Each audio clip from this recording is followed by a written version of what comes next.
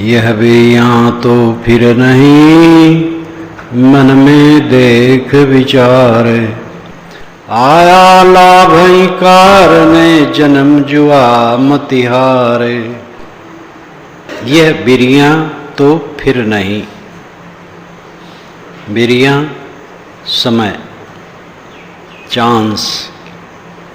जो वर्तमान का समय मिला हुआ है बहुत अद्भुत है।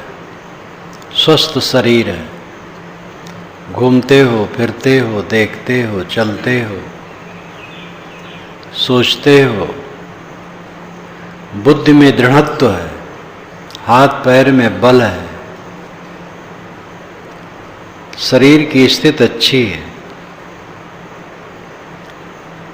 समझ मिली है, शुद्ध संगत है, अच्छे साहित्य हैं, अच्छा वातावरण है।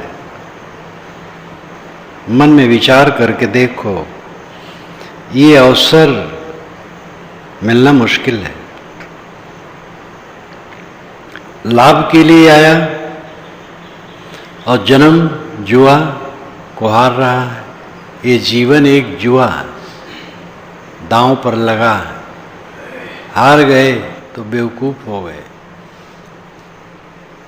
जीत जाना और हार जाना जीवन में क्या है? क्लांत रहना, पीड़ित रहना, ये हार जाना है। आनंदित रहना, प्रसन्न रहना, निर्ग्रंथ रहना, ये जीत जाना है। मन में क्लेश न रहना, मन में पीड़ा न रहना, मन में संताप न रहना, सदैव आनंद कंद रहना, ये जीवन में जीत है। क्लांत, पीड़ित, उद्वेगित, अशांत, कलह कलह कलह, चित्त में कलह, आसपास के लोगों के प्रति कलह, सबकी बुराई देखने में आती है, सब खराब, मन बेचैन, आसक्त, पीड़ित, शिकायत शिकायत शिकायत, ये हार जाना है। मन सदैव प्रसन्न रहना, जीत जाना है। साधक को चाहिए कि अपने चित्त को घटनाओं से ऊपर रखे। जीवन की जितनी घटनाएं हैं, आई और गईं, सब खत्म, सब खत्म। घटनाओं से ऊपर रखे। बैल गढ़ंता नर गढ़ा, चूका सिंगर पूछे। एक ही गुरु के ज्ञान बिन धिक दाढ़ी धिक मूछे। कहने का तरीका कितना चोटदार है। बैल गढ़ंता नर गढ़ा। प्रकृति ने मनुष्य को बैल की तरह गढ़ा, लेकिन उससे भूल हो गई। सींग और पूंछ नहीं लगा। सींग पूंछ लगा देता तो पूरा बैल था। अविवेकी आदमी। बैल का भी उदाहरण उपयुक्त नहीं। बैल चिंतित नहीं। बैल राग द्वेष वाला नहीं होता। इतना होता है कि अगर मरकहा बैल को कोई मारे तो दांव खींचता है और पहचानता है किसने मारा है। अवसर पाएगा तो मारेगा। इतना भर है, बहुत दूर तक नहीं। आदमी तो बैल भी कहने लायक नहीं। एक एक गुरु के ज्ञान बिन धिक दाढ़ी धिक मूछ। साहब कहते हैं गुरु का ज्ञान तुम्हारे जीवन में नहीं है तो तुम्हारी दाढ़ी और मूछ को धिक्कार है। तो मनुष्य हो, दाढ़ी मूछ मिल गई है, तुम्हारी दाढ़ी मूछ की क्या इज्जत है जब तुम अपने आपा में नहीं हो, अपने को संभाल करके नहीं रखते हो। तुम्हारा क्या मूल्य? अपने को संभालो, हरदम अपने को संभालो। जितने लोग हैं सब ये ध्यान रखें, अपने अपने को संभालते रहें, सब आनंदित। जो अपने को नहीं संभालेगा वो दुखी रहेगा, और उसके संपर्क में आने वाले भी दुख पा जाएंगे। कोई आदमी हो जो साथ में रहता हो और क्लांत हो, तो पास वालों को भी पीड़ा होगी, और अगर वो प्रसन्न हो तो पास वालों को भी आनंद होगा। आनंदित रहो और आनंद बांटो।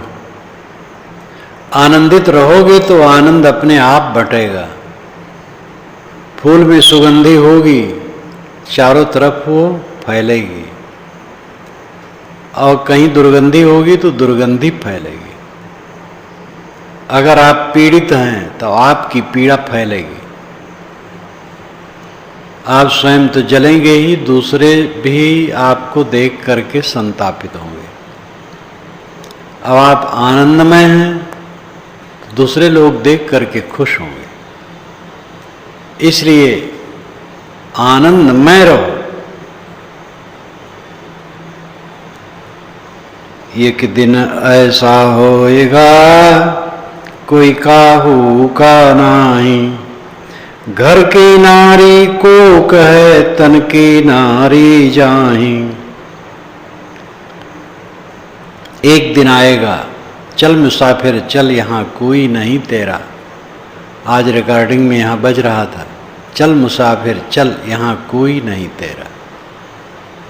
कहीं मन को मत बांधो किसी में, किसी प्राणी में, किसी पदार्थ में, अपने माने हुए शरीर में, शरीर संबंधी प्राणी पदार्थों में कहीं मन को ना अटकाओ, कहीं न फंसाओ। जो कहीं नहीं फंसाता है उसका मन राम में रमता है। राम स्वयं है। राम में रमने के लिए अलग से कुछ नहीं करना है। अपने को सब तरफ से अलग कर लो, बस शेष राम ही है। कहीं मन न लगाओ तो फिर और कहीं नहीं लगाना है। अगर मन सब तरफ से अनाकृष्ट हो जाए तब कहीं अलग से आत्मा में और राम में लगाना है। आत्मा तुम ही हो, राम तुम ही हो, कहीं लगाना वगाना नहीं। सब लगाओ छोड़ दो। साहेब मेट लगारी, आओ न जाओ मरो न जियो, साहेब मेट लगारी। ये बीजक की एक पंक्ति। सब तरफ से अपने मन को खींच लो। ये समझ लो एक दिन ऐसा आएगा कोई किसी का नहीं होगा, लाश पड़ी रहेगी, तैयारी होगी, ले चलो गंगा के किनारे। यहाँ मैंने कह दिया है किसी का शरीर छूटे परिसर में नहीं रखना। मेरा अगर कदाचित यहाँ शरीर छूटे परिसर में नहीं रखना, गंगा किनारे गाड़ देना, दूसरे वर्ष पता न चले वो कहाँ गई समाधि। आत्मा पानी में फेंक देना। हम तो घूमते रहते हैं, कहीं भी शरीर छूट सकता। अगर कहीं छूटे बाहर तो उसको यहाँ नहीं लाना, और यहाँ छूटे तो भी परिसर में नहीं रखना। अब किसी का शरीर परिसर में नहीं रखना है। इसके अंदर शरीर छूटा गया, बोध में रहो। समाज बना करके उसकी पूजने की जरूरत नहीं।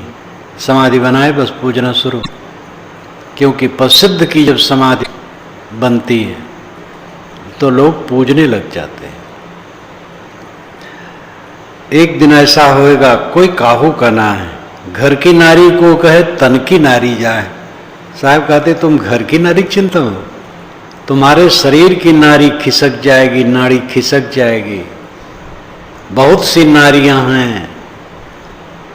एक गृहस्थ महंत यहाँ जब मेरा कार्यक्रम था टाटा नगर में, कार्यक्रम तो सामूहिक था लेकिन ऐसी जगह में मेरा निवास था जो गृहस्थ गुरु थे और बड़े तामझाम वाले थे। मुझसे आए बैठे कहे साहब एक नारी छोड़ दिया, अब बहुत सी नारियां साथ मिली हैं, तो कहाँ छोड़े? हम कहे हाँ भाई, हम लोग ऐसे कायर कूचर हैं, एक नारी छोड़े हैं, बहुत सी नारी लिए हैं। आप वीर हैं, सब नारियां छोड़ दी हैं, केवल एक नारी लिए हैं। तो बेचारे शर्मा गए। तो वो कहते थे नाड़ियां, शरीर में नाड़ियां तो है ही, ये नारी तो लिए ही है, बाहर की नारी छोड़ दी। अब उनको क्या समझाया जाए? लेकिन साहब जो कहते हैं वो ठीक है। घर की नारी की क्या चिंता करते हो, छूट जाएगी? अरे शरीर की नाड़ियां छूट जाएंगी। बारी बारी आपने चले प्यारे मीत, तेरी बारी जियरा नीरे आवे नीत। ऐ मित्र, बारी बारी समय समय से क्रम क्रम हमारे मित्र चले गए। जे जन्मे हम संग उतो सब स्वर्ग सिधारे, जो खेले हम संग काल तिनहु को हमारे। हमहू जर्जर देह निकट ही दीसत मरिबो, ज्यों सरिता को तीर वृक्ष को तुक्ष उखरिबो। अजहू नहीं मानत मोह मन उमग उमग उर्झो रहत, ऐसे अचेत के संग सो न्याय जगत तुक को सहत। हमारे साथी एक एक चले गए। अय आदमी, तेरी बारी भी निरंतर निकट आ रही है, बहुत जल्दी तू भी गिरने वाला है, इसलिए सावधान। पर्दा रहती पद्मिनी करती कुल की कान, घड़ी जो पहुंची काल की छोड़ी भई मैदान। पर्दा में पद्मिनी रहती थी। पद्मिनी, हस्तनी, चरणी इत्यादि स्त्रियों के लक्षण काम शास्त्र में बताए गए हैं। पद्मिनी सबसे उत्तम स्त्री होती है। उसमें अंगों का जो वर्णन है, वो सारे अंग जिसमें हो पद्मिनी है। पद्मिनी उत्तम। पद्मिनी नारी रानी पर्दे के अंदर रहती थी, करती कुल की कान, कुल की मर्यादा से रहती थी। लेकिन घड़ी जो पहुंची काल की, छोड़ी भई मैदान। काल की घड़ी आई और वो माल छोड़ करके मैदान में लेट गई। इस सत्यता को कोई टाल नहीं सकता। मछली यह छोड़ी नहीं धीमर तेरो काल, जे जे डागर घर करो तह तह में ले जाले। ऐ मछली, तूने तलैया को नहीं छोड़ा? धीमर तेरा काल है, वो जाल डालेगा और तेरे को फंसाएगा। और जिस जिस डाबर घर करो, जिस जिस डाबर में, तलैया में, गड्ढे में तुम अपना निवास बनाओगी, वहां वहां वो जाल डालेगा। ये अन्योक्ति अलंकार में कहा हुआ वचन है। मछली से अर्थ है जीव, और धीमर का अर्थ है मोह, आसक्ति, बिगड़ैल मन। डाबर है, तलैया है, मान्यता का जाल। ऐ जीव, तो यहां निवास नहीं छोड़ा है, डाबर को नहीं छोड़ा, ममता को नहीं छोड़ा। शरीर कहीं रहता है और वहां कुछ ममता बनानी पड़ती है, लेकिन दृढ़ ममता नहीं करना। श्री काशी साहब ने अपने ग्रंथों में ज्यादातर यही लिखा, दृढ़ ममता नहीं करना। दृढ़ ममता नहीं करना, हल्की ममता, केवल व्यवहार के लिए। और ध्यान रखना ये छूटना है, इसलिए हल्की ममता। कुछ ममता तो करना पड़ता है। ये शरीर का ठीहा कहीं बनाना पड़ता है, लेकिन दृढ़ ममता न करना। धीमर तेरो काल, धीमर तेरा काल है।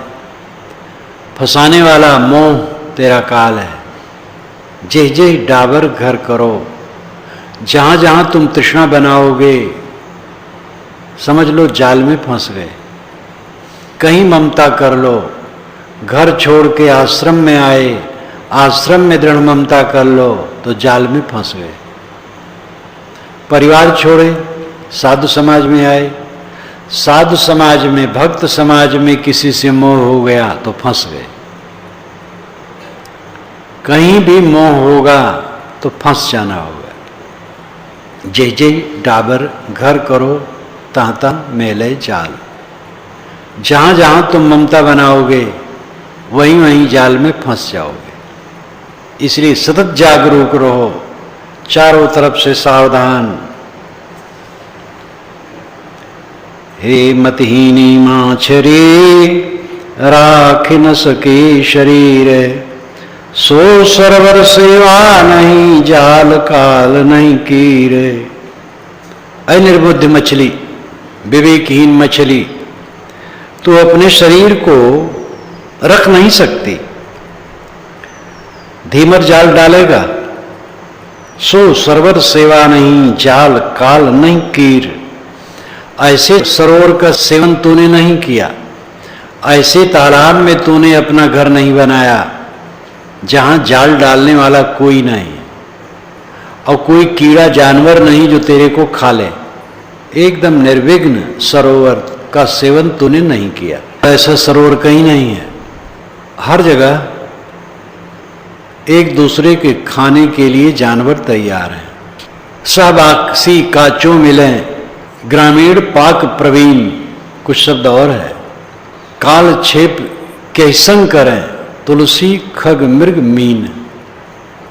सब आक्सी काचों मिलें, जो सब आसी हैं, साथ में रहने वाले हैं, वो तो कच्चे खाने वाले हैं। लेकिन जो गांव में बसने वाले मनुष्य हैं ये पाक प्रवीण हैं। ये पकड़ेंगे जानवरों को, काट के पका के मसाला डाल के खाएंगे। काल छेप के ही मिल करें, तुलसी खग मृग मीन। गोस्वामी जी कहते हैं कि खग मृग और मीन ये किसके साथ रह करके कालक्षेप करें, समय बिताएं। खग मृग मीन तीन होते हैं। खग खा नाम आकाश, गा नाम गमन, जो आकाश में उड़े वो खग है, पक्षी। मृग, मृग का अर्थ है चार पैर वाले। एक तो मृगा होता है, मृग हिरन, लेकिन मृग का पहला अर्थ है चार पैर वाले जानवर। ये जमीन पर चलते हैं। और मीन का लाक्षणिक अर्थ है पानी में रहने वाले जानवर। तो सब आसी काचों मिले, पानी में जो दूसरी मछलियां हैं, दूसरे जानवर हैं, वो तो पकड़े और कच्चे खाए। और आकाश में उड़ने वाले पक्षी भी, बलवान पक्षी दूसरे झपट के खाए। और जमीन पर चलने वाले जानवर को एक जानवर दूसरे खाए। सब आसी काचों मिले। और जो नगर के लोग हैं ये पाक प्रवीण हैं, ये पकड़ के पका के खा जाते हैं। गोस्वामी जी कहते हैं खग मृग मीन किसके साथ रह करके कालक्षेप करें। अरे उन्हीं के लिए नहीं है, मनुष्य के लिए भी है। बलवान गरीबों को पीसते हैं, अनेक बलवान पीसते हैं। कानून जितने बनते हैं उन कानूनों में ज्यादातर गरीब पिस जाते हैं। सैलाब आता है, तूफान आता है, प्रायः गरीब, उसमें प्रकृति भी गजब है। गरीब ज्यादा पिसते, क्योंकि अब प्रकृति तो प्रकृति है।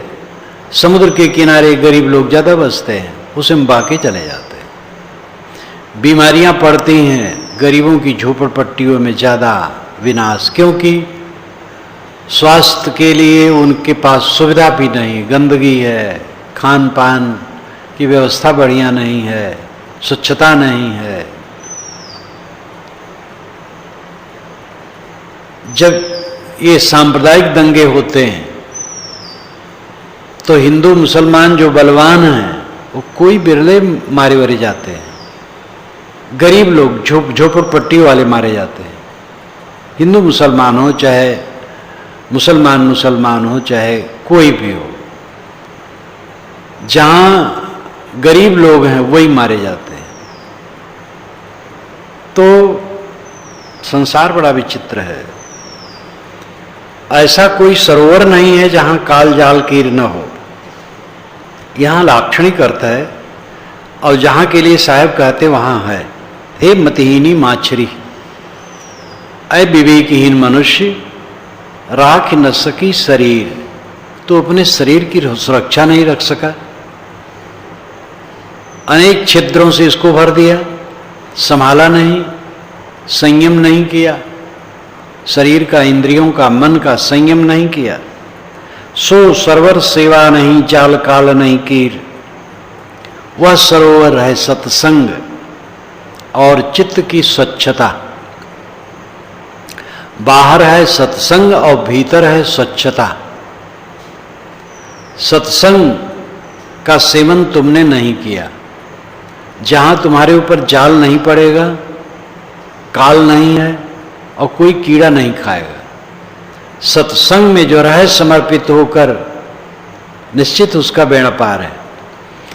और अंदर का सरोवर है स्वच्छ चित्त, निर्मल मन में कोई पीड़ा नहीं।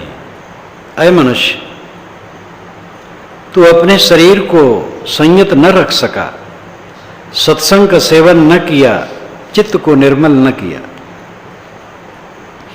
विषय वासना आरुझि करे, जन्म गंवाया बाद। अब पछतावा क्या करे, निज करनी कर याद। विषय वासना में उलझ करके तूने व्यर्थ ही अपने जीवन को खो दिया।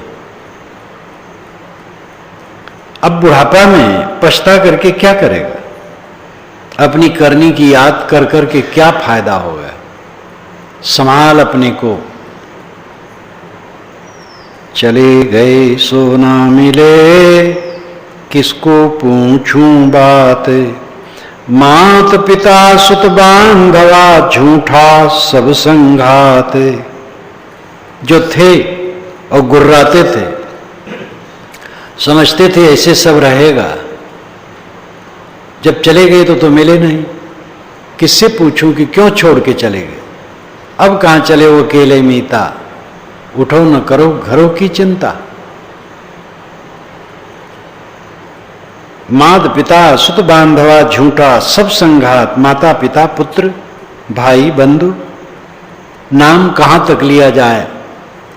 शरीर और शरीर संबंधी प्राणी पदार्थों का जितना संगम है, सब संघात झूठा है, सब क्षणिक है। जो तू परा है फंद में, निकसेगा कब अंधे। माया मद तो को चढ़ा, मत भूले मत मंदे। अगर तू बंधन में फंसा है तो अविवेकी तू कब निकलेगा? माया का मत तेरे ऊपर चढ़ा है, और अमतमंद तू कब निकलेगा? ये वचन का ठोकर भी लग जाए तो धन्य। मेरे मन में वैराग का परिपाक करीब करीब हो गया था। वर्षा का टाइम था। एक चचा थे, मुस्लिम थे, छोटे छोटे कद के थे। एक मुस्लिम परिवार तो एक ही था गांव में, दो भाई। तो बड़ा भाई बचपन में ही चला गया था कहीं, 25 या 20 बरस के बाद आया। मैं उसको जाते समय नहीं जाना था, बहुत बच्चा रहा होगा या जन्मे नहीं रहा होगा। तो आया तो हल्ला हुआ, अरे वो आए हैं। तो निर्गुणी धारा की बात वो बहुत कहता था मुस्लिम, लेकिन निर्गुणी धारा की बात बहुत कहता था। कबीरपंथी संतों से उसका संबंध हुआ था।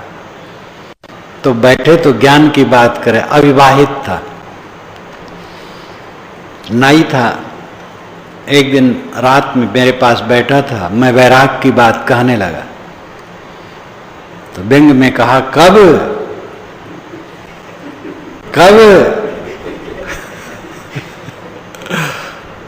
मैंने कहा बस पक गया। कहे कब? कई बार व्यंग में कहे कब, तो मेरा तो पक ही गया था। 1-1.5 महीने के बाद निकल गया। कई वर्षों के बाद जब वहां जाना हुआ, वो 50 वर्ष का था और उसका विवाह रचा गया था। और ऐसा संयोग मेरा जाना हुआ और उसके दरवाजे पर गहमा गहमी थी, संबंधी आ रहे थे, मुझसे मिलने आया। मैंने कहा कहो भाई कब तुम्हारा होगा? सिर झुका दिया बेचारा। हम के 50 वर्ष की उम्र में ये विवाह साध रहे हो? मैं तो 20 वर्ष की उम्र में निकल गया, साथी बनो।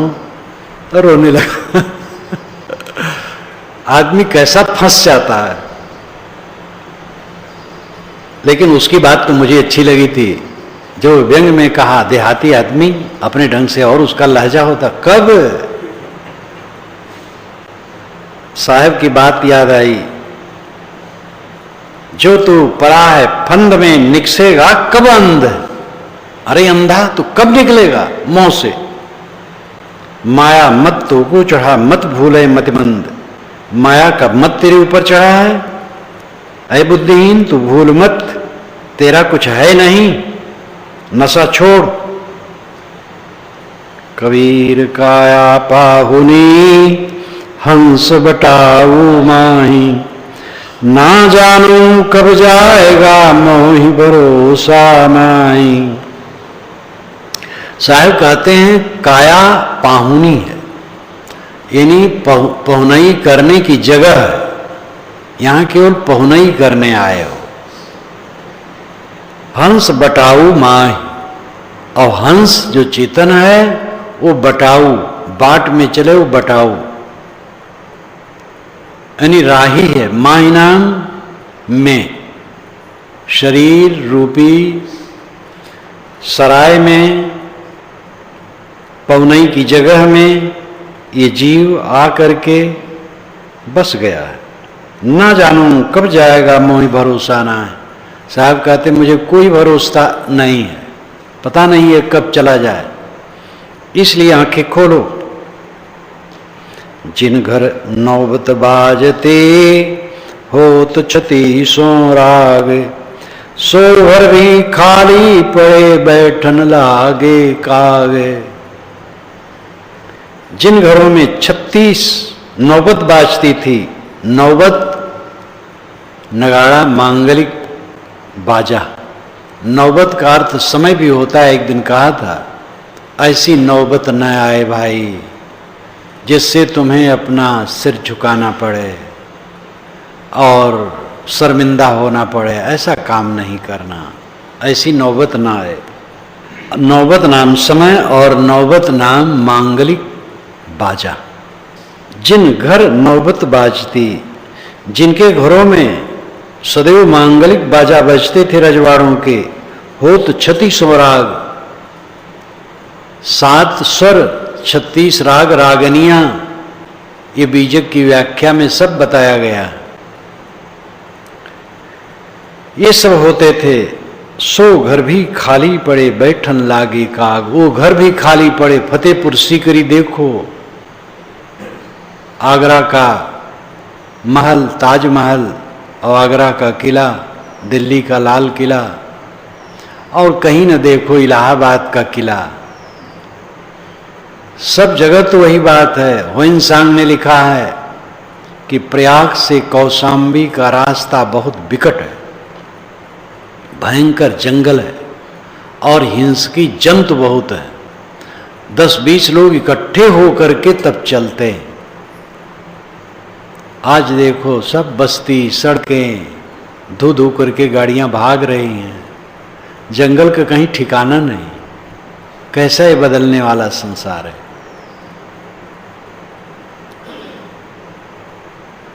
जिस घर में नौबन नगाड़े बजते थे, 36 राग रागनियां चलती थीं, उस घर पर अब कौवा बैठते। क्या करिए क्या जोड़िए थोड़े जीवन काज, छाड़ी छाड़ी सब जात हैं, देंगे धनराज। जीवन बहुत थोड़ा है, इसके लिए क्या करना और क्या जोड़ना। बड़े बड़े राजे महाराजे सब छोड़ छोड़ करके जा रहे हैं, तुम क्यों रो रहे हो? कौन सी पीड़ा है, कौन सा संताप है? जागो लोगो मत सुवो, ना करो नींद से प्यारे। जैसा सपना रैन का ऐसा यह संसार है। ऐ लोगों जग जाओ, सो मत, मोह की नींद में पड़े मत रहो, नींद से प्यार न करो। नींद शरीर की नींद तो लेनी चाहिए और ठीक से लेनी चाहिए। 24 घंटे में 6 घंटे तो सो ही लेना चाहिए। इसलिए जो शरीर की नींद है उसको पूरी कर लो। यहां नींद का अर्थ है मोह। संतो जागत नींद न कीजे, काल न खाए कल्प नहीं व्यापे, देह जरा नहीं छीजे। मोह की नींद में मत पड़ो, जग जाओ। जैसा सपना रैन का ऐसा यह संसार। रात का सपना वैसे ही संसार है। वह सपना हम देखते हैं आंखें बंद करके, यह सपना देखते हैं आंखें खोल करके। वो सपना तब भंग होता है जब आंखें खुलती हैं, और यह सपना तब भंग होता है जब आंखें बंद होती हैं। और है दोनों सपना। सपने सपने में फर्क है। जो सपना है वैसे जगत नहीं है। इतने लोग यहाँ हैं, सब सो जाएं तो सबके सपने अलग अलग होंगे, लेकिन जागृत में ये सब का अनुभव है कि कबीर नगर के धर्मशाला के ध्यान कक्ष में हम लोग बैठे, इसलिए वैसा सपना ये नहीं। ये जो मकान है एक ठोस पदार्थ है। चांद सितारे हैं, ये सब द्रव्यात्मक हैं। ये सब स्वप्न नहीं है, शून्य नहीं है, द्रव्य परिवर्तनशील है, विकारी। इनका हमारा संबंध क्षणिक है, मन से प्रतीतमान है, और मन जब उधर से हटा तो खो गया। जहां जहां हमारे मन का फोकस जाता है वहीं वहीं को हम जान पाते हैं, बाकी भूल जाता है। इसलिए ये सब का संबंध स्वप्नवत है, सपना नहीं है, स्वप्नवत है। एक बूंद के कारणे रोता सब संसार, अनेक बूंद खाली गए तिनका नहीं विचार। किसी का लड़का मर गया, बहुत पीड़ित था। एक घटना तो घटी, उस समय मुझे कबीर साहब का ज्ञान हो गया था, खूब उनके विचारों में रम रहा था। एक वृद्ध पंडित आए, उसी गांव में उनका संबंध था, तो लोग बताए मेरे लिए कि वे सत्संगी हैं, तो मेरे पास वो आ गए। मेरी उम्र उस समय 19 की रही होगी, उनकी उम्र 75 की रही होगी। उनका लड़का मर गया था, बहुत पीड़ित थे। तो मैंने कबीर साहब की साखी गई, केते बुंद अल्फो गए केते गए बिगोए, एक बुंद के कारण मानुष काहे रोए। ये बीजक का है। कितने बुंद तो सही हो गए और उससे गर्भाधान हुआ और बच्चे हुए, और कितने बिगोए गए, ऐसे ही व्यर्थ गए। अरे तेरा बच्चा जिसे कहता है उसका शरीर एक बुंद था बीज का, क्यों रो रहा है? इसको लेके मैं समझाया। वो खूब सन्नद्ध होकर के उन्होंने मनन किया और गंभीर हो गए। कहे मुझे बड़ी राहत मिली, बड़ा संतोष मिला। फिर मिले, वहाँ रहे 1-2 दिन, बच्चा कहते थे, क्योंकि बच्चा था। बच्चा जो तुम समझाए हो, मेरे मन की पीड़ा निकल गई, बड़ा संतोष हुआ, सुख से सोया। आज साधु मार्ग में आया, बहुत वर्षों के बाद उनके गांव में गुरु जी के साथ जाना हुआ, तो मिले, काफी और बूढ़े हो गए थे। कहे आपने जब कहा था वह बात मुझे इतनी घर कर गई कि मेरा शोक मिट गया। अब मैं उसी पर मनन चिंतन करने लग गया। बहुत विनयी थे, विद्वान थे, विनयी थे, लेकिन अब इकलौता पुत्र का मर जाना, कोई वैरागी त्यागी तो थे नहीं, पीड़ित बहुत थे। और यही साखी मैंने कही, केते बुंद हल्फ हो गए, केते गए भिगोए, एक बुंद के कारणे मानुष काहे करोए। उनके चित्त में पूर्ण शांति मिली। वो कहे हमें पूर्ण संतोष है, अब कोई तकलीफ नहीं है। तो कई वर्ष बीत गए थे पीछे जब मिले। संतों के वचन जो हम लोगों को मिले हैं, ये औषध है, इनका उपयोग करें। उसी का परिवर्तित रूप इसमें यह है, एक बूंद के कारणे रोता सब संसार। अनेक बूंद खाली गए तिनका नहीं विचार। इसमें यह भी अर्थ कर सकते हैं कि जो शरीर मेरा खड़ा है, वीर्य की एक बूंद है, क्या इसके लिए चिंता करते हो? गुजर नहीं होगा, सब हो जाएगा।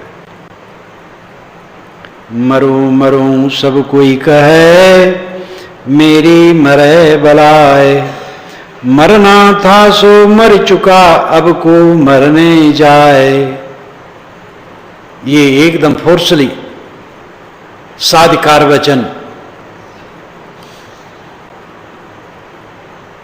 मरिए तो मर जाइए, छूट पड़े जंजार, ऐसा मरना क्यों मरे दिन में 100 बार। ये अलग है साकी साहब की। मरिए तो मर जाइए, मरना मरना सोच तो मर जाओ, खत्म हो मामला। छूट पड़े जंजार, सब जंजाल खत्म। ऐसा मरना क्यों मरते हो, दिन में 100 बार मरते हो, हरदम सुसुक सुसुक करके मरते हो। मर जाओ, खत्म हो मामला। यहां मर जाने का मतलब है मोह को मार दो, फिर जंजाल छूट जाए। मरूं मरूं सब कोई कहे, मेरी मरे बलाए। साहब कहते, सब लोग कहते मर जाऊंगा, डर रहे हैं। अरे मेरी तो बला मर गई। ये मोह बला है, आसक्ति बला है, ममता बला है, उपद्रव है, ये मर गई। अब मरना था, मर गया, अब फिर मरने की क्या जरूरत है। अहंता ममता मर गई, शीतल हो गया। मन मुआ माया मोये, संशय मुआ शरीर, अविनाशी जो ना मरे तो क्यों मरे कबीर। मन मर गया, माया मर गई, संशय मर गया, शरीर तो मरा ही है। ये स्थिति आ गई, फिर क्या पूछना। अविनाशी जो ना मरे, आत्मा अविनाशी है, वो मरता नहीं, तो कबीर क्यों मरेगा, ये साधक क्यों मरेगा। जरूरी है मन को मारना, माया को मारना, संशय को मारना। मन, माया और संशय, मन को मारना, मन को अपने वश में करना। माया मोह, मोह को मारना। संशय दुविधा,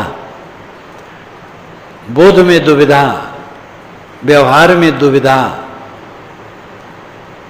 कितने लोगों को व्यवहार में दुविधा होती है, ये करूं कि ये करूं। कितने लोग बरसों सोचते रहते हैं, बर्तन का व्यापार करूं कि कपड़े का करूं कि बिजली के सामान का करूं। समय निकल जाता है, घाटा हो जाएगा तो क्या होगा। ये कायर लोग होते हैं। निर्णय लो और कुछ काम करो, कुछ करोगे घाटा होगा, मुनाफा होगा। बिना कुछ किए नहीं चलेगा। और कुछ करने में हानि होती है, लाभ होता है। हानि में साथियों को कोचो मत। कोई काम कर रहा उससे बिगड़ गया, या ऐसी ही चीज बिगड़ गई, तो उसको कोचो मत, तुम करोगे तुमसे बिगड़ेगी। सदैव दिलासा दो, उसका मन प्रसन्न हो, आगे करने में काम करने में उसका उत्साह हो, उसको पीड़ित न करो, संतापित मत करो। चीज बिगड़ती ही बिगड़ने वाली, सारी संसार की चीजें बिगड़ने वाली हैं। तो कितने लोगों को गुजर बसर में चिंता, संशय, कल्याण में संशय, मन शुद्ध होता है कि नहीं इसमें संशय, मोक्ष क्या चीज है, मोक्ष है कि नहीं इसमें संशय। जो संशय ग्रसित है वो किसी कर्म लायक नहीं। सबसे बड़ी मोक्ष चीज है और वो निर्भ्रांत चांद सूरज की तरह, जैसे चांद और सूरज चमकते हैं, मोक्ष वैसे। सारी ग्रंथियों को तोड़ दो, सारी अहंता ममता को मिटा दो।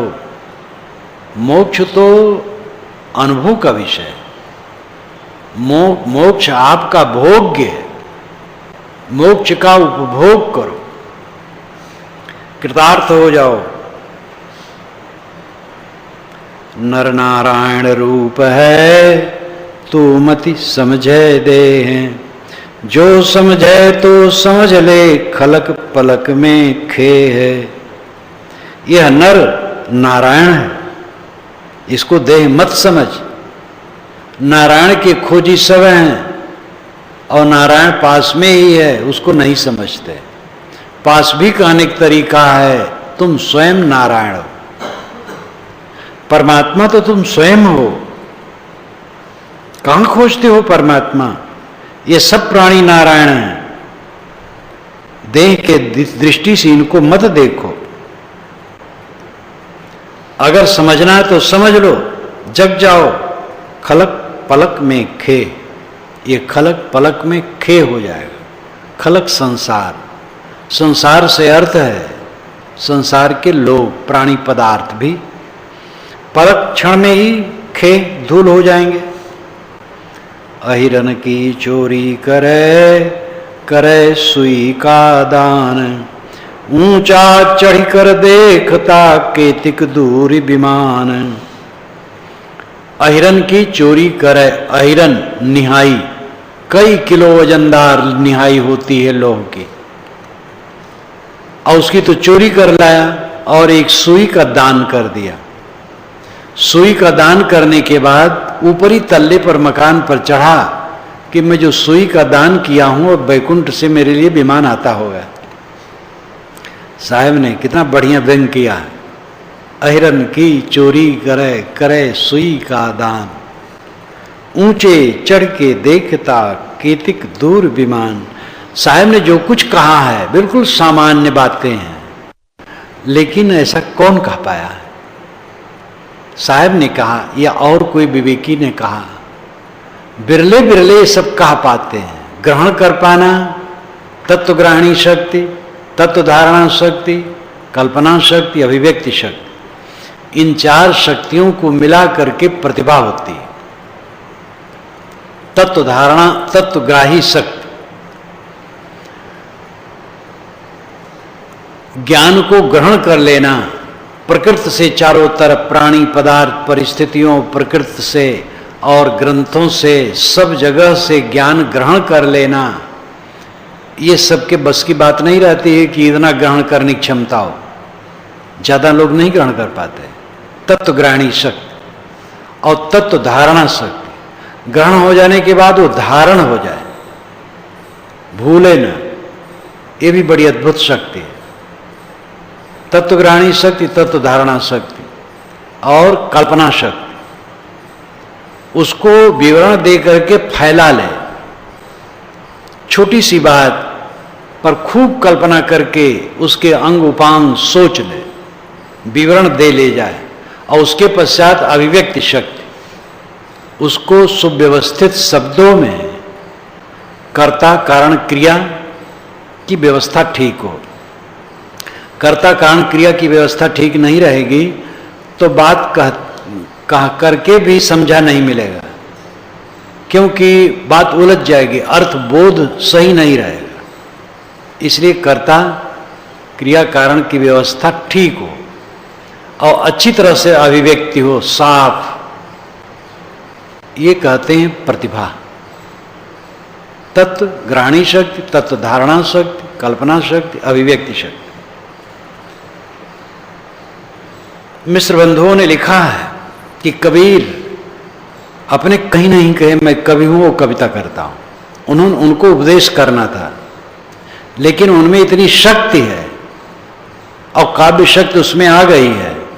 अगर वह कविता बनाने की सोचते कि मैं कविता की तरह बनाऊं, तो निश्चित है उसमें बड़ी निपुणता से वो बना सकते थे, लेकिन इसकी उन्होंने परवाह नहीं की। उन्होंने उपदेश किया, अहिरन की चोरी करे करे सुई का दान, ऊंचा चढ़ कर देखता केतिक दूर विमान, आँख न देखे बावरा शब्द सुने नहीं कान, सिर के केस उज्जवल भय अब हूं निपट अजान। ये पगला आंख से देखता नहीं है कि सब कुछ बिखर रहा है, और ज्ञान के वचन भी उस पर कान नहीं देता है। कोई सुनावे तो सुनना नहीं चाहता है। सिर के केस उजल भये, सिर के सारे बाल उजले हो गए, लेकिन अब हूं निपट अजान, आज भी महामूर्ख बना बैठा है। क्यों खोवे नर्तन वृथा परिविषयन के साथ, पांव कुल्हाड़ी मारही मूर्ख अपने हाथ। विषय वासनाओं की संगत में पड़ करके अपने जीवन को क्यों खो रहे हो? अय मूर्ख, अपने हाथ में कुल्हाड़ी लेकर के अपने पैर को क्यों काट रहा? चेत सवेरे बावरे फिर पाछे पछताए, तो को जाना दूर है कहें कबीर बुझाए। साहब कहते हैं कि अय बावरे, सवेरे चेत जाओ, जल्दी जग जाओ, नहीं तो पीछे पछताना पड़ेगा। तुमको दूर जाना है। दूर कहां जाना है? माया मोह से दूर, दूर और कहीं जाना नहीं। लोग बोले दूर गए कबीर, यह मत कोई कोई जानेगा धीर। साहब के जमाने में ही साहब की प्रतिष्ठा इतनी बढ़ गई थी कि साहब ने खुद बीजक में कहा कि लोग कहते कबीर दूर पहुंच गए, दूर चले गए। लोग बोले दूर गए कबीर, लेकिन दूर जाने का अर्थ क्या है? यह मत कोई कोई जानेगा धीर। कोई धीरवान विवेकवान पुरुष ये मत जानेगा कि दूर जाना क्या है। दूर जाना अपने को सब में से निकाल लेना।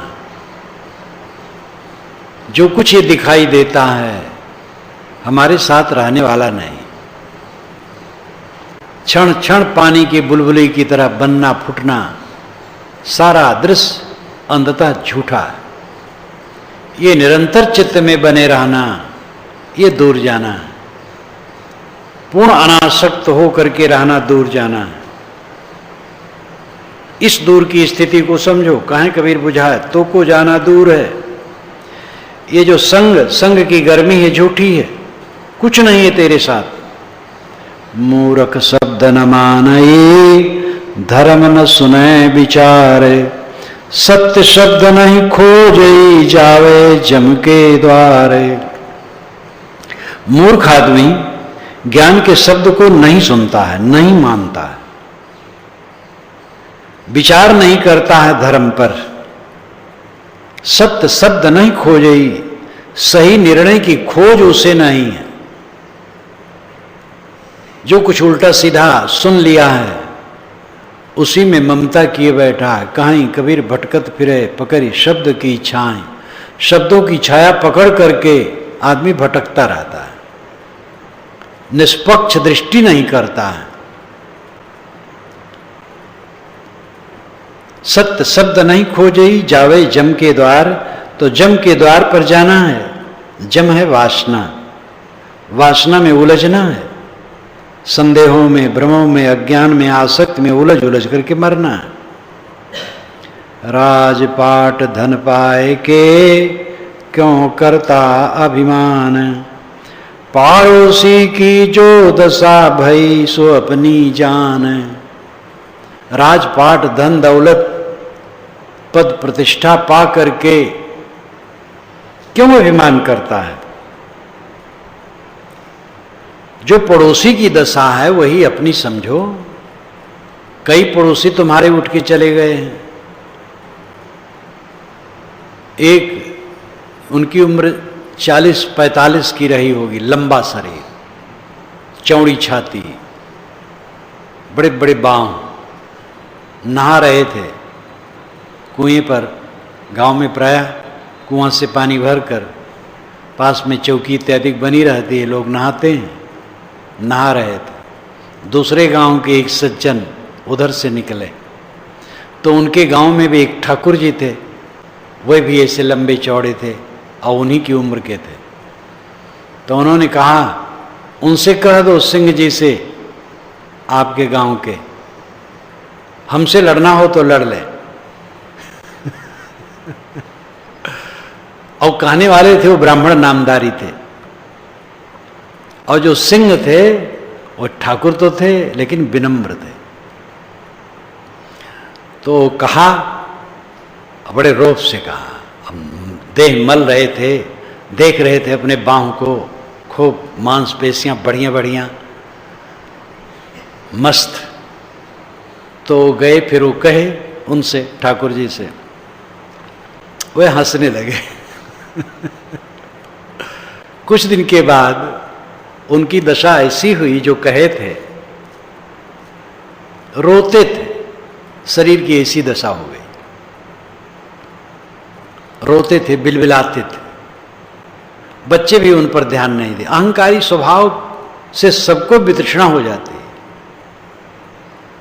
4 दिन की चांदनी, एक सज्जन कहें मैं लाठी मारूंगा तो पेड़ रोक सकता है, आदमी नहीं।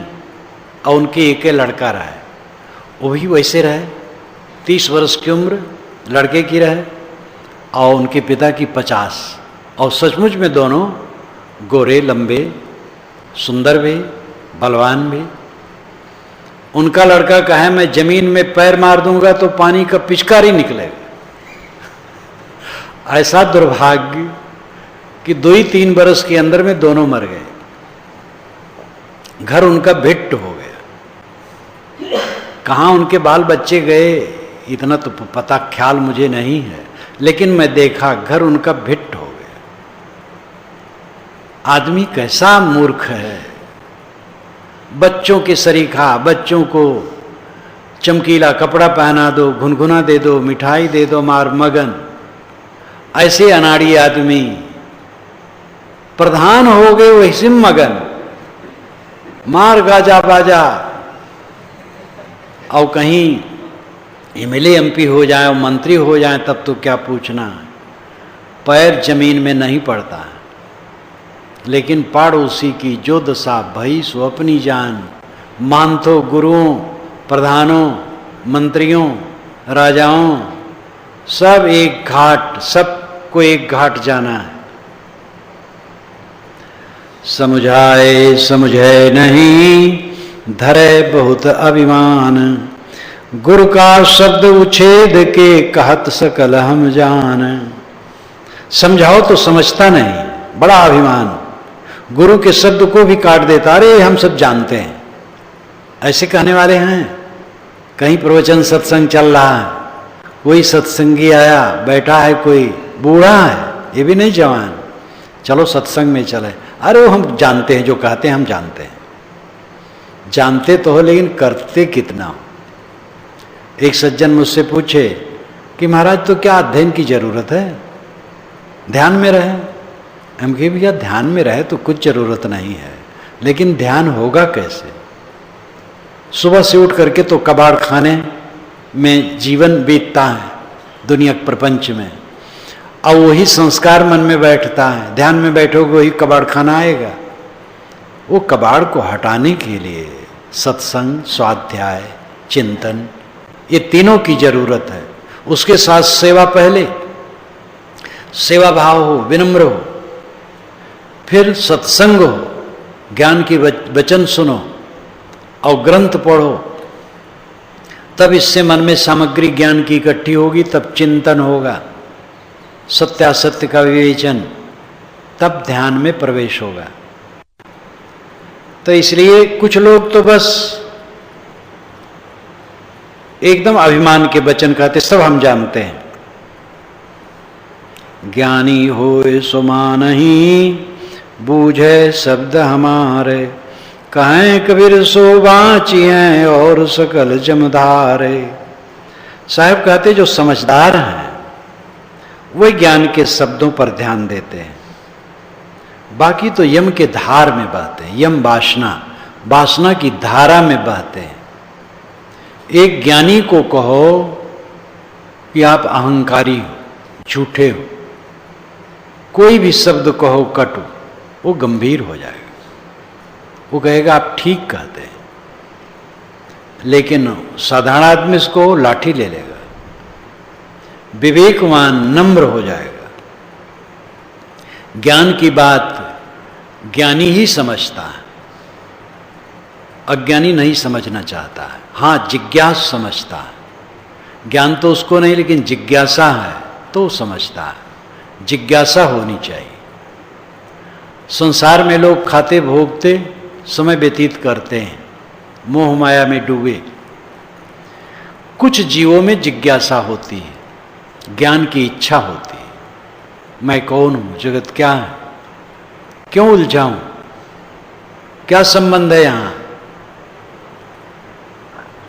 तो वह जब विवेकवान की संगत पड़ती है तो उनको ज्ञान होता है। जब ज्ञान होता है तब मुमुक्षा उदय होती है, मोक्ष की इच्छा। क्योंकि सार और असार ये दोनों का फर्क सत्संग में समझ में आता है। बहिर्मुखता आसार में बहना है, अंतर्मुख होना सार तत्व है। जब ये बात समझ में आती है तब मोक्ष की इच्छा होती, बहिर्मुखता से हटने की इच्छा होती है, जिससे उलझन, उद्वेग, अशांति बढ़े, उससे अलग होने की इच्छा होती है। और जब इसको लेकर के साधक साधना करता है तो उसको साधक या साधु कहा जाता है। साधता है, कभी कभी मन फिसल जाता है, कभी कभी ठीक रहता है। वैसे साधु का पूरा अर्थ भी होता है कृतार्थ रूप। साधु वह है जो कृतार्थ है। लेकिन साधु को हम साधना में भी रख सकते हैं, जो भी पक्का नहीं हुआ। ये स्थान भेद से अर्थ लगेगा। और संत उसे कहना चाहिए जिसका मन पक्का हो गया, न तो संदेह है, न संशय है, न अज्ञान है, न मोह है, न कोई उद्वेग है, न कोई पीड़ा है, और जीने मरने की चिंता नहीं, मोक्ष गति की चिंता नहीं, कहीं जाके टिकना है। 2 सन्यासी आए परसों, बातचीत किए। मैंने कहा जीवन का लक्ष्य क्या है? कहे आत्मा को परमात्मा में मिला देना। तो मैंने कहा आत्मा तो आप हैं, परमात्मा कहाँ है, कैसे मिलाएंगे? तो हंसने लगे। मैंने कहा शब्द सुने हैं? तो कहते हैं आत्मा को परमात्मा में मिला देंगे। जब मिला देंगे तो फिर निकल आएगा, क्योंकि मिली हुई चीज फिर निकल जाती है। तो दोनों स्तंभित रह गए। दोनों को ये बात अपील की कि सच कहते हैं, हमके मिलना उलना कुछ नहीं, बस शेष रह जाना है। इसीलिए साहब ने कहा बूंद जो परा समुद्र में, सो जानत सबको है। समुद्र समाना बोध में जाने बिरला को है। बोध समुद्र में गिरती है, सब देखते हैं, लेकिन समुद्र का पानी भाप बन करके बूंद बना है, ये वैज्ञानिक दृष्टिकोण वाले जानते हैं। जीव ब्रह्म में लीन होगा, ये सब कहते हैं, लेकिन ब्रह्म में जीव में ब्रह्म पहले से लीन है। ब्रह्मत्व जीव में स्वाभाविक है, जीव ही शिव है, उसमें कहीं लीन होना है। इसीलिए वेदांतियों ने भी कहा जीवो ब्रह्मैव नापरा, जीवः ब्रह्म एव न अपराह। जीव ब्रह्म ही है, दूसरा नहीं। इसलिए लीन ऊन होना कुछ नहीं। पुरुषार्थ शून्यानाम गुणानाम प्रत्प्रसव कैवल्यम स्वरूप प्रतिष्ठा व चित्त शक्ति। ये पातंजल योग दर्शन का अंतिम सूत्र है। पुरुषार्थ शून्यानाम गुणानाम प्रत्प्रसव। पुरुषार्थ शून्य होने पर, इच्छाओं के बुझ जाने पर, गुणानाम प्रत्प्रसव, गुण का प्रतिप्रसव हो जाता है। प्रसव नहीं रहता, प्रतिप्रसव हो जाता है। यानी विषयों की तरफ चित्त उन्मुख नहीं होता है, किंतु चित्त लौट आता है। पुरुषार्थ शून्यानाम गुणानाम प्रतिप्रसव कैवल्यम, यही कैवल्य है। इच्छाएं बुझ गई संसार की सब कुछ, तो गुण प्रकृति में लीन हो गए, मन लौट आया और कैवल्य हो गया। पुरुषार्थ शून्यानाम गुणानाम प्रतिप्रसव कैवल्यम स्वरूप प्रतिष्ठा। इसको कहते हैं स्वरूप प्रतिष्ठा। स्वरूप प्रतिष्ठा, स्वखुद रूप पदार्थ, प्रतिष्ठा स्थित, अपने पदार्थ में स्थित यही है। वह चित्त शक्ति, अथवा ये भी कह सकते हो कि चेतन सत्ता रह गई।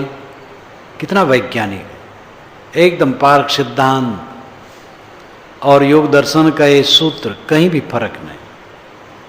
वेदांत भी अंत में यही कहता है, लेकिन घुमा देता है, इसलिए लोग उलझ जाते हैं और भटक जाते हैं, कहीं कहीं चले जाते हैं। तो बूंद समुद्र में नहीं मिलना है, समुद्र बूंद में सब समय मिला मिलाया है। जीव को ब्रह्म में लीन नहीं होना है। जीव ब्रह्म ही है, जीव श्रेष्ठ ही है। याज्ञवल्क्य ने कहा बृहदारण्यक उपनिषद में, जो कहता है देव अलग है मैं अलग हूं, वो देवताओं का पशु है। मैं ब्रह्म ही हूं, ऐसा कोई सोचता है, समझता है, तो देव नहीं चाहते हैं कि ऐसा आदमी समझे, क्योंकि उनकी सेवा से वो अलग हो जाएगा। ये उन्होंने परिहास किया है देवता तो कुछ नहीं, लेकिन उन्होंने हंसी मजाक उड़ाई है कि देवता नहीं चाहेंगे कि कोई ये समझ ले मैं ब्रह्म हूं। वो तो चाहेंगे गुलाम बने रहे, हमारी सेवा करते रहे।